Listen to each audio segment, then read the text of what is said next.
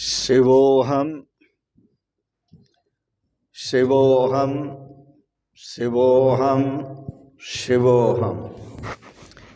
ॐ सच्चिदानन्दरूपाय विश्वोत्पत्त्यादिहेतवे तापत्रय विनाशाय श्रीकृष्णाय वयं नमः। श्रीकृष्णाय वयं नमः।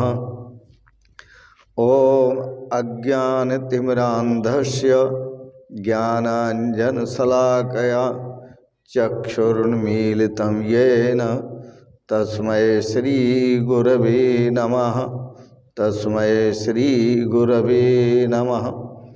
ॐ अखण्डानन्दबोधाय शिष्यसन्तापहारिणे सच्चिदानन्दरूपाय तस्मै श्रीगुरवे नमः।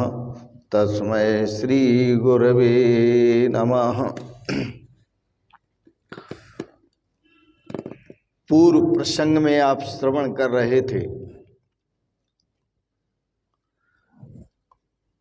कथा श्रवण का जो प्रयोजन है वो भगवान में रुचि पैदा करना और भोगों में अरुचि पैदा करना।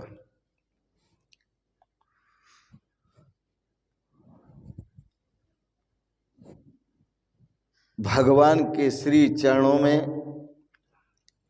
हमारा अनुराग हो और संसार के भोगों से वैराग्य हो। इन 100 वर्षों में देवहूति ने 9 कन्याओं को जन्म दिया। अभी नवरात्र चल रहे हैं। बड़ा सुंदर प्रसंग है। जो पिता 9 कन्याओं को जन्म देता है उसके यहाँ भगवान का अवतरण होता है।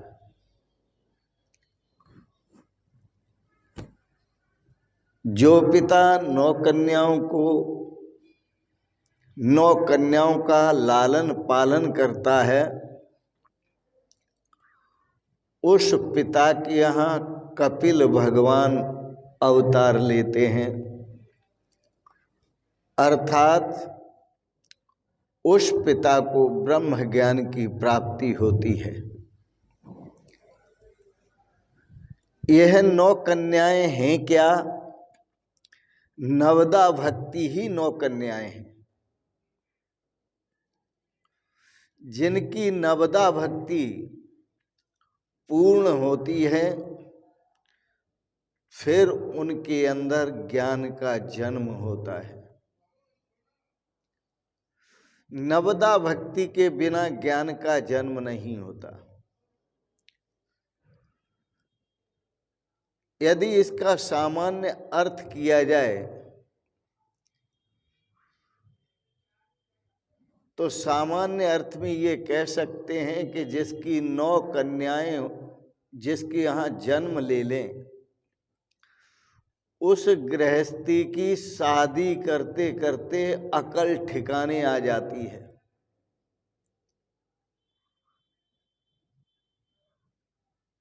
और उसे ख्याल आता है कि मैंने यह क्या किया।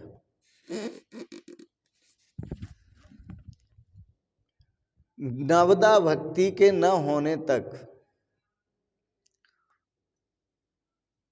कपिल भगवान का अवतरण नहीं होता, अर्थात मनुष्य को ज्ञान प्राप्त नहीं होता। नवदा भक्ति क्या है? श्रीमद् भागवत के अनुसार पहली भक्ति है श्रवण, दूसरी भक्ति है कीर्तन, तीसरी भक्ति है स्मरण, चौथी भक्ति है पाद सेवनम,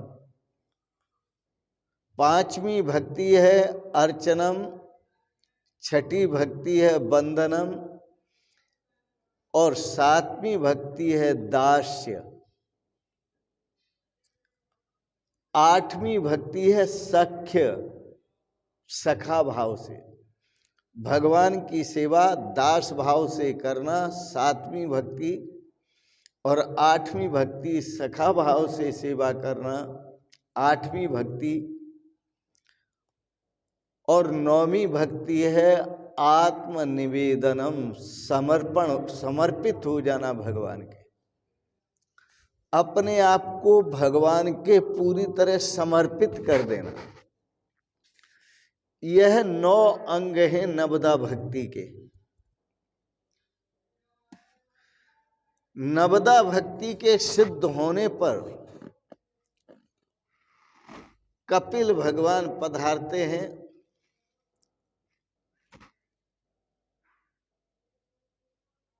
और ऐसा कहें तो ज्यादा अच्छा है कि भक्ति ही ज्ञान के रूप में परिवर्तित होती है। भक्ति की जो उत्तरा अवस्था है वह ज्ञान है,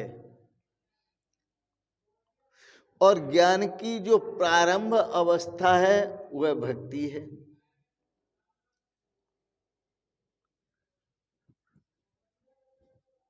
बिना भक्ति के ज्ञान प्राप्त नहीं होता। जिसकी नवदा भक्ति सिद्ध होती है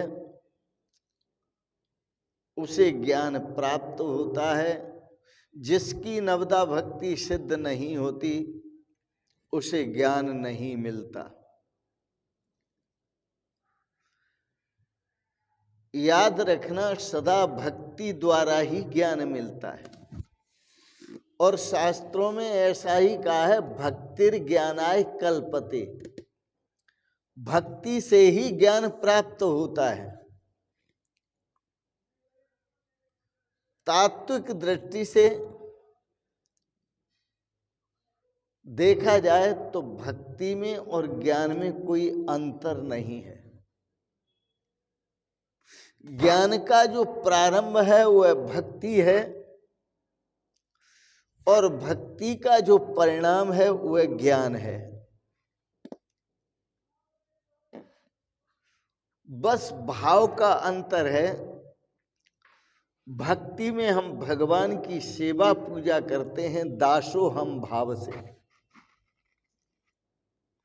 और ज्ञान होने पर दा हट जाता है, सोहम भाव रह जाता है।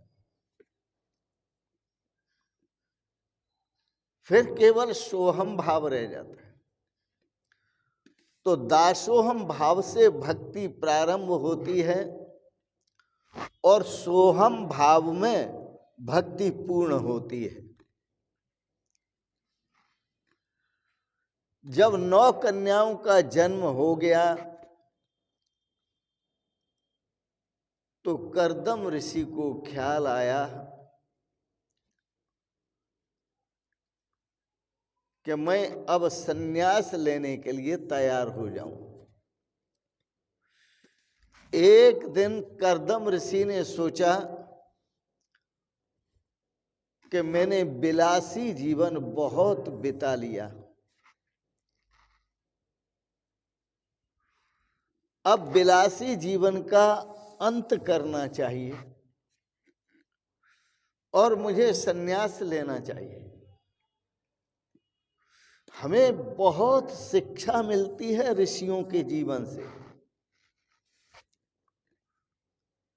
सत्व प्रधान जीवन ब्राह्मण का होता है, सतोगुण प्रधान जीवन जो होता है संतों का होता है, ब्राह्मण का होता है।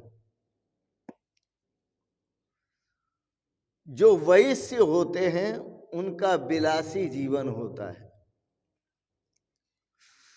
यदि वैश्यों का विलासी जीवन हो तो कोई बात नहीं, लेकिन ब्राह्मण का विलासी जीवन नहीं होना चाहिए, संतों का ऋषियों का विलासी जीवन नहीं होना चाहिए। क्योंकि ब्राह्मण को, संतों को, ऋषियों को यह विलासी जीवन शोभा नहीं देता।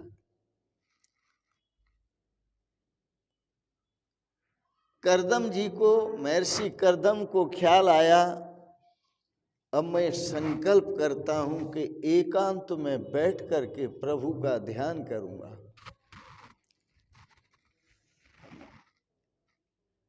उनका संकल्प है।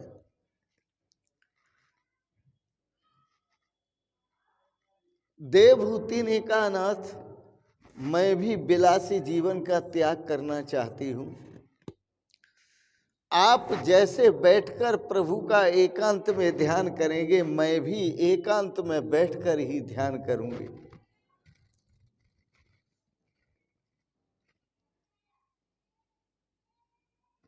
देवहूति ने कहा, परंतु आपने मुझे एक वचन दिया था शादी के समय, संतत्या, एक वचन, पुत्र को जन्म देने का। वह पुत्र का तो अभी जन्म हुआ ही नहीं। आप सन्यास लें, एकांत में बैठे, मैं सन्यास लूं, एकांत में बैठूं, पहले एक पुत्र का जन्म हो। ख्याल आया करदम ऋषि को, ठीक ही है, क्योंकि 9 कन्याओं के बीच में एक पुत्र होगा उनका भाई, तो उनकी देखभाल करेगा, उनकी साज समार करेगा। कन्याओं के बीच में भाई का होना बहुत जरूरी है, बहुत आवश्यक है, क्योंकि उस कन्याओं की व्यवस्था जो करने वाला होगा वो भाई ही होगा। देवहूति ने कहा, हाँ नाथ,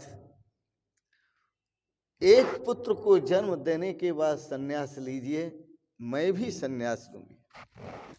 श्री सुखदेव जी वर्णन करते हैं,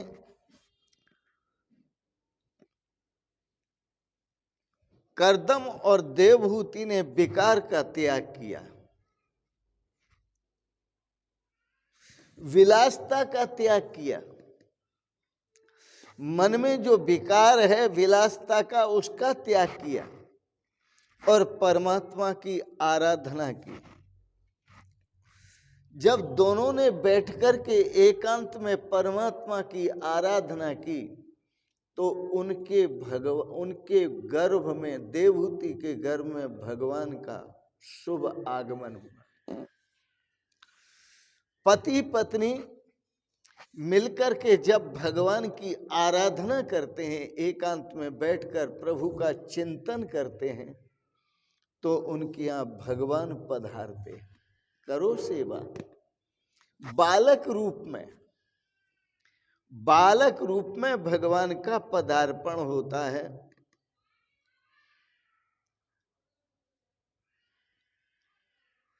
यह कपिल भगवान जिनका पदार्पण हुआ है, ये तो सभी विद्वान ब्राह्मणों के आचार हैं। ये तो जितने भी संसार में आचार हैं उन सबके आचार हैं। जितने महापुरुष हैं, गुरुजन, गुरुराम गुरु, और उन सबके भी गुरु जो हैं वो कपिल भगवान हैं। बोलो कपिल भगवान की जय।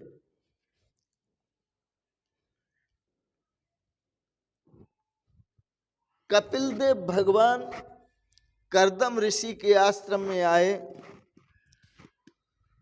वहां ब्रह्मा जी करदम ऋषि के आश्रम में पधारे। ब्रह्मा जी ने करदम ऋषि को साधुवाद दिया, धन्यवाद दिया और प्रशंसा करते हुए कहा, अब तुम्हारा जीवन, तुम्हारी साधना सफल हुई।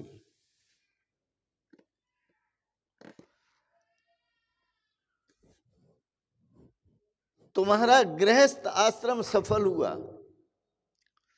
तुम अब जगत के केवल एक उन 9 कन्याओं के ही नहीं, जो जगत का पिता है उसके भी तुम पिता बन गए। तुम स्वयं जगत के पिता बन गए, माता पिता बन गए।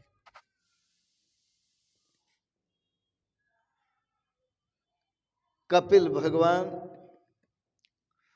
प्रकट होकर इस जगत को दिव्य ज्ञान का उपदेश देते हैं, ब्रह्म ज्ञान का उपदेश देते हैं। भगवान कब आए? जब आतुरतापूर्ण तीव्र वैराग्य के साथ, निर्विकार जीवन के साथ, आतुरता भरे जीवन से देवहूति और कर्दम ऋषि ने भगवान को पुकारा, भगवान की आराधना की, तो भगवान भी आने के लिए आतुर हो गए और आतुर होकर भगवान पुत्र रूप में देवहूति जी के यहाँ, कर्दम ऋषि के यहाँ जन्म लेते हैं, प्रकट होते हैं। भक्तिर ज्ञानाय कल्पते, यह नवदा भक्ति का परिणाम है कि भगवान स्वयं पुत्र रूप में उनकी गोद में खेलने के लिए आ गए। हाँ, भगवान कहते हैं मैं आ गया हूं आपकी गोद में, मेरा लालन और पालन करो। कितना सौभाग्य है गृहस्थियों का। गृहस्थ धर्म को महान और सब आश्रमों में बड़ा यूं ही नहीं कहा जाता है। ऋषि मुनि तो भगवान के दर्शन करके कृतार्थ होते हैं।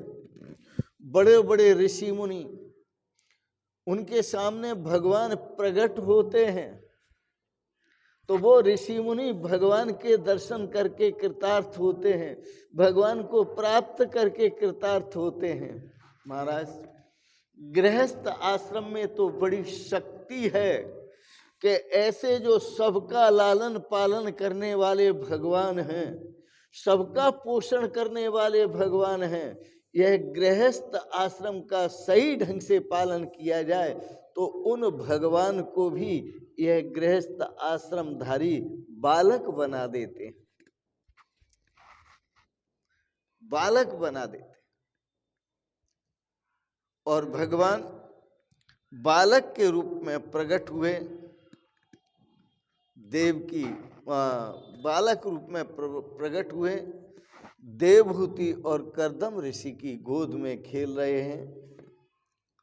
दोनों को भगवान के स्वरूप का, बाल लीला का आनंद लेने दो। आज के प्रसंग को यही विराम देते हैं। आपने बड़े प्रेम और श्रद्धा से कर्दम और देवहूति के चरित्र को श्रवण किया, इसके लिए बहुत बहुत अनुग्रहित हैं। आप भी अपने बालकों को भगवान का स्वरूप समझकर उनका पोषण करें, आपको भी बहुत आनंद आएगा। आप भी इसमें आनंद लें, अपने जीवन को, गृहस्थ जीवन को आदर्श बनाएं।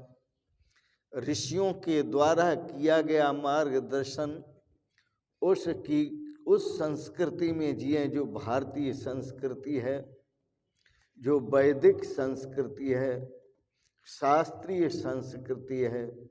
इसी में आनंद है, इसी में प्रेम है, इसी में रस है।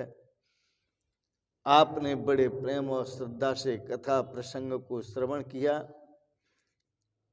बहुत बहुत धन्यवाद। और आपको अंत में कोटि से मंगलमयी शुभकामनाओं के साथ भगवान से प्रार्थना करता हूँ, भगवान आपको सपरिवार सदा स्वस्थ और सुखी रखें। आपको बहुत बहुत शुभकामनाएं, बहुत बहुत आशीर्वाद, बहुत बहुत प्रणाम। शिवोहम शिवोहम शिवोहम।